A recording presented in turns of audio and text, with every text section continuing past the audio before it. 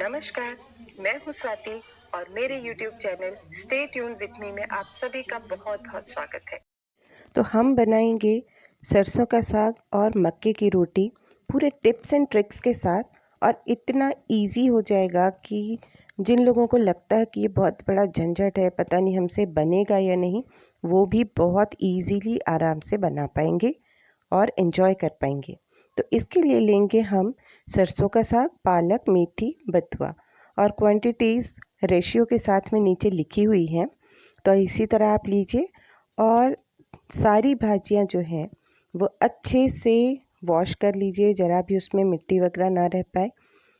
पालक भी, सरसों भी, मेथी भी और बथुआ भी। सारी भाजियां अब धुल चुकी हैं। इसे हम एक साथ भी रख सकते हैं, ऐसी कोई बात नहीं, क्योंकि हमें इन्हें साथ में ही बॉईल करना है। तो मैंने भी रफली चॉप कर लिया है सारी भाजियों को, क्योंकि इसकी जो वो बीच की जो डंडी होती है उसमें से फिर लंबे लंबे रेशे आते हैं। तो सबको काटने के बाद हमने कुकर में ले लिया है, साथ में डाली है हरी मिर्च और 1 से 1.5 इंच अदरक का टुकड़ा।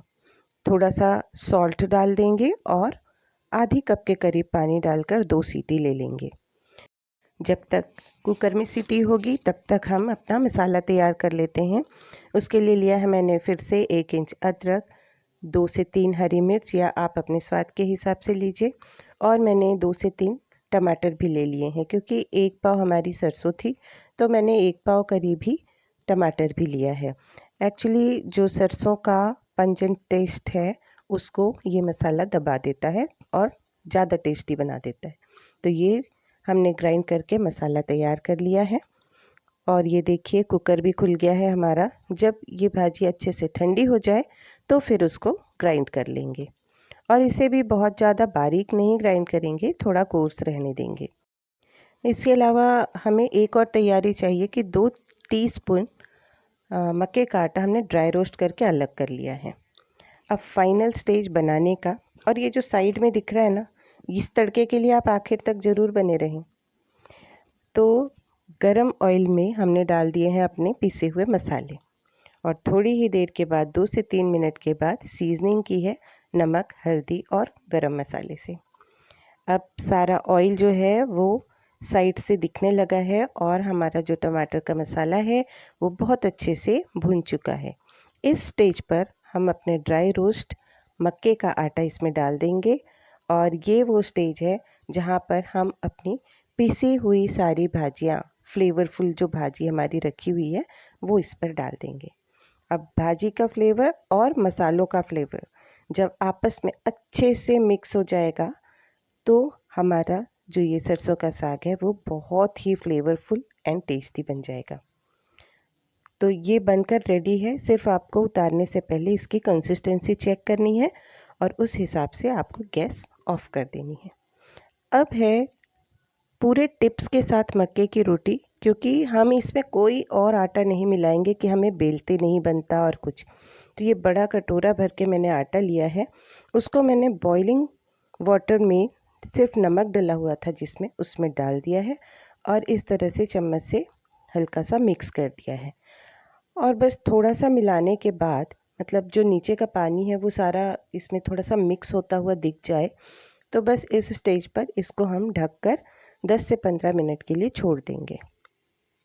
भाप में उसमें जो ग्लूटेन बिल्कुल नहीं होता है तो हल्की सी लस आ जाएगी, और जब हम आटा परात में लेंगे तो भी ये पूरी तरह ठंडा नहीं हुआ है, लेकिन जब छूने लायक हो जाए हल्का सा, तो गरम गरम आटे में ही आप इस तरह से लोच लगाना शुरू करें और फटाफट ये बंधना शुरू हो जाता है, देखिए। और अगर नहीं बंध रहा है, क्योंकि आटे की क्वालिटी अलग अलग होती है, तो आप गर्म पानी थोड़ा थोड़ा करके इसमें डाल सकते हैं।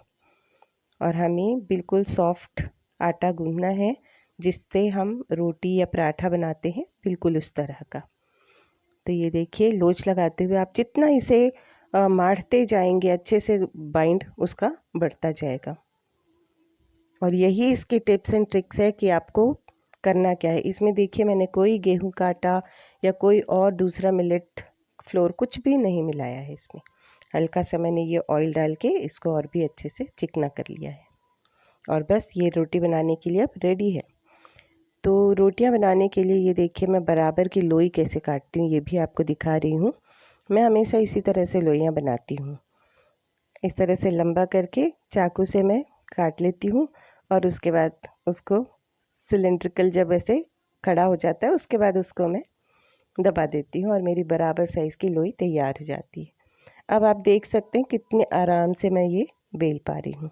आप चाहें तो इसे डिब्बे के ढक्कन वगैरह किसी चीज़ से उस साइज़ में कट कर सकते हैं साइड्स इसकी, बट मैंने नहीं की है। और इसको आराम से सेक लीजिए अलट पलट करके, और थोड़ा सा उसको अगर आप कपड़े से ऐसे हिलाते हुए थोड़ा सा दबाते हुए अगर सेकेंगे तो वो तवे में ही इस तरह फूल जाएगी। तो तवे में फुला सकते हैं आप, गैस के आंच में भी फुला सकते हैं। सारी रोटियां बनाकर और उसी तरह से सेक लीजिए जिस तरह से मेरी बिट्टू सेक रही है। और अब है उस तड़के की बारी जिसके लिए आप लास्ट तक वेट कर रहे हैं। तो इसमें है 2 चम्मच घी। जब वो अच्छे से पिघल जाए तो गैस ऑफ करने के बाद रेड चिली पाउडर डाल दें। अगर आप तीखा खाते हैं तो नॉर्मल मिर्च डालें, और अगर नहीं खाते हैं तो देगी मिर्च डालें। और जब आप सर्व करें तो उसके ऊपर इस तरह से तड़का लगाएं। ये आपके सरसों के साग के टेस्ट को और भी ज़्यादा बढ़ा देता है। और गुड़ के साथ में बन गई ना ऑथेंटिक थाली हमारी। तो विंटर के मज़े लीजिए, सरसों का साग, मक्के की रोटी बनाइए बिल्कुल इजी तरीके से। मेरे साथ बने रहिए मेरे channel stay tuned with me में। सब्सक्राइब कीजिए, बेल आइकन ज़रूर प्रेस कीजिए क्योंकि बहुत सी अच्छी वीडियो आने वाली है। धन्यवाद।